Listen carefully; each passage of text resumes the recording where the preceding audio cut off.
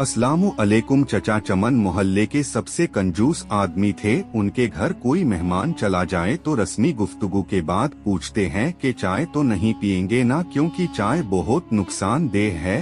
हाँ, शरबत थोड़ा गर्म है, चलेगा क्या? केक बिस्किट वाली दुकान अभी बंद पड़ी है, क्या करूँ? समोसे वाला तो अभी तेल गरम कर रहा है, अभी काफी वक्त लगेगा। आप कहाँ इतनी देर बैठे रहेंगे?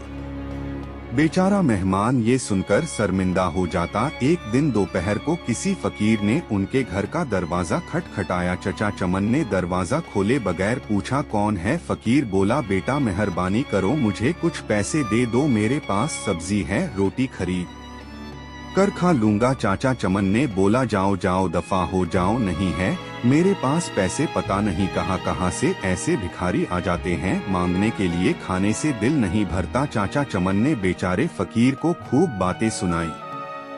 फकीर मायूस हो गया। आखिर उसकी जुबान से बद्दुआ निकली, अल्लाह तुझे हमेशा खाने से दूर रखे, तू भी कुछ ना खा सके। इतना कहकर वो फकीर वहाँ से चला गया। कुछ दिन बाद चचा चमन के पेट में शदीद दर्द उठा। दर्द इतना शदीद था कि वो तड़प उठा। घर वाले उनको हॉस्पिटल ले गए। हॉस्पिटल में चचा चमन के मुख्तलिफ टेस्ट हुए। आखिर पेट के दर्द का पता चल गया। डॉक्टरों ने हिदायत की कि 15 से 20 दिन तक हॉस्पिटल में ही रहना होगा ताकि मुकम्मल इलाज किया जा सके। हॉस्पिटल से जब घर वापस आए तो कमजोरी से निढाल थे, बहुत बुरा हाल था। कोई चीज हजम नहीं होती, दही भी कहते तो उल्टी हो जाती। डॉक्टर के पास जाते तो वो कहता कि शायद आपने बदपरहेजी की है। टेस्ट करवाते तो सब ठीक आता। दवा बाकायदगी से इस्तेमाल करने के बावजूद तबीयत संभलने में नहीं आ रही थी। रंग पीला पड़ गया था, थोड़ा सा खाने से भी उल्टी हो जाती। चचा चमन की रातों की नींद उड़ चुकी थी, उनको मौत का खौफ होने लगा। सोचते उन्हें नींद आ गई। ख्वाब में देखा कि पुलाव की देग के पास बैठे हैं, वो सबको चावल बांट रहे हैं। सुबह उठकर चचा चमन ने घर वालों को अपना ख्वाब सुनाया तो उन्होंने मशवरा दिया कि गरीबों को खाना खिलाओ। चचा चमन ने खेरो बावर्ची को बुलवाया और उससे पूछा कि पुलाव की 10 किलो की देग पर कितना खर्चा आ जाएगा। बावर्ची ने खर्च बताया। चचा चमन 10 किलो की देग पर होने वाले खर्च का सुनकर बड़े परेशान हुए, लेकिन फिर सोचा कि शायद खैरात करने से मैं ठीक हो जाऊं।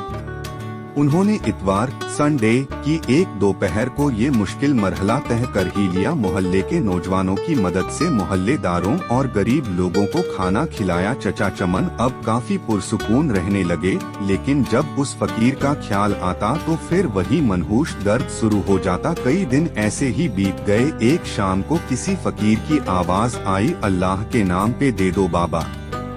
चचा चमन भाग कर गए तो देखा कि वही फकीर खड़ा था जिसने उन्हें बद्दुआ दी थी। चचा चमन उस फकीर का हाथ पकड़कर अपने घर के अंदर ले आए। फौरन ही उन्होंने अपने बड़े लड़के को होटल से कई किस्म के खाने लाने के लिए भेजा। कुछ ही देर में लड़का होटल से बहुत से खाने ले आया। चचा चमन और फकीर ने पेट भर कर साथ में खाया। जाते वक्त फकीर बहुत खुश था। 1 हफ्ता इलाज के बाद चचा चमन मुकम्मल तौर पर सेहत याब हो चुके थे।